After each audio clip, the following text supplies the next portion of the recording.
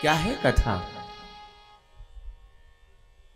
कथा शब्द में दो अक्षर हैं, का और दूसरा था। कथा कहते हैं सज्जनों के रसे स्थितिम करोति यासा कथा,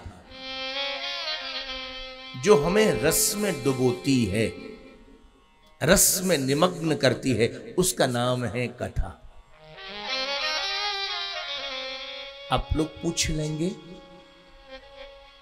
महाराज किस रस में डुबोती है, वो कौन सा रस,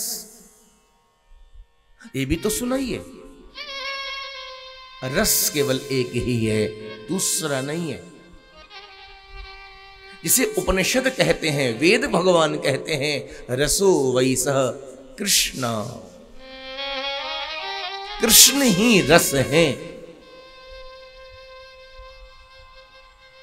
कथा क्या है?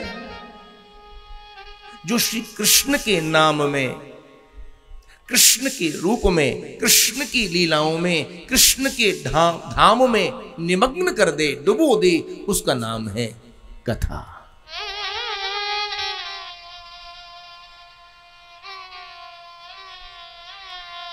कई लोग मेरे को पूछते हैं, अब जो राम जी के भक्त हैं ना, वो राम जी के भक्त पूछते हैं महाराज ये आप कहते हैं कृष्ण रस है, तो क्या राम रस नहीं है? हमने कहा राम भी तो रस है भाई, राम और कृष्ण में कोई भेद थोड़ा ही ना है। जो राम है वही कृष्ण है, जो कृष्ण है वही राम है। कृष्ण भी रस है और राम भी रस है, लेकिन दोनों में थोड़ा अंतर है। और वो अंतर क्या है? राम रस की अपनी एक मर्यादा है, एक सीमा है, एक परिधि है। राम रस यदि अधिक होगा, ध्यान देना, राम रस यदि अधिक होगा तो गले से नीचे नहीं उतरेगा, और राम रस यदि कम होगा तो भी स्वाद आने वाला नहीं है। हमारे वैष्णव परंपरा में राम रस किसको कहते हैं आप सब जानते ही, सभी लोग वैष्णव हैं। राम रस भोजन की थाली में भाजी के बीच राम रस यदि कम होगा तो स्वाद नहीं आने वाला, स्वादानुकूल। और अधिक हो गया तो अधिक हो गया, सब स्वाद किरकिरा हो गया। तो मैंने क्या हुआ, राम रस की सीमा है, राम रस की अपनी मर्यादा है, ना कम ना ज्यादा। लेकिन कृष्ण रस, इसकी अपनी कोई मर्यादा नहीं, कोई मर्यादा नहीं।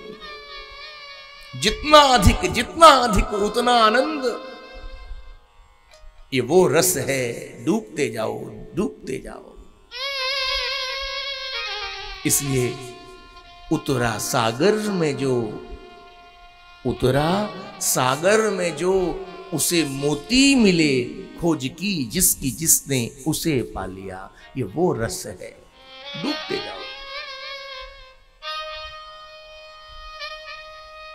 कृष्ण के नाम रूप लीला धाम में जो डुबो दे, उसका नाम है कथा।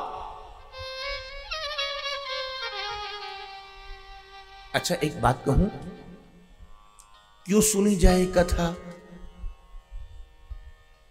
एक बार सुन ली, दो बार सुन ली, तीन बार सुन ली, बार बार सुनो, बार बार सुनो। देखो कथा का एक नेचर है, कथा का एक स्वभाव है। जीवन में जब कथा आती है ना, जीवन में जब कथा आती है तो व्यथा दूर हो जाती है, दूर चली जाती है। ये कथा का स्वभाव है। जब जब हमारे कानों में कथा गोविंद की पड़ेगी, हमारे देह की जितनी भी व्याधियां हैं, व्यथाएं हैं, सब ऑटोमेटिक दूर होती चली जाएंगी। आती है कथा, जाती है व्यथा।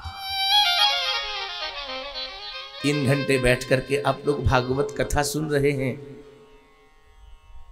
बड़े आनंद के साथ सुखपूर्वक, तन की सुध नहीं, कोई आधी व्याधि नहीं। लेकिन 3 घंटे के बाद कथा पंडाल से जैसे ही निकले, बोलो, सब व्यथाओं ने घेर लिया, व्याधियों ने घेर लिया। जितनी देर कथा में बैठोगे उतनी देर उस आनंद में, उस सुख में।